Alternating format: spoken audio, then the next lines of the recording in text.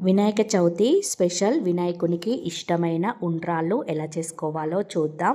ఒక కడాయి పెట్టుకొని ఇందులో 1 టేబుల్ స్పూన్ ఆయిల్ అయినా 1 టేబుల్ స్పూన్ నెయ్యి అయినా వేసుకొని హీట్ అయిన తర్వాత 1/2 టేబుల్ స్పూన్ జీలకర్ర వేసుకొని ఇందులోనే పచ్చి శనగపప్పును 30 మినిట్స్ లేదా 1 అవర్ నానబెట్టుకొని 1 టేబుల్ స్పూన్ పచ్చి శనగపప్పును కూడా వేసుకొని ఆ తర్వాత 2 కప్పుల వాటర్ వేసుకోవాలి.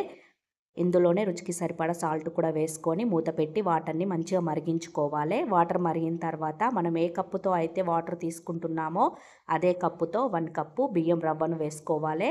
ఇలా ఒకసారి మంచిగా మిక్స్ చేసుకొని మూత పెట్టి ఒక 2 నిమిషాలు మంచిగా ఉడికించుకోవాలి.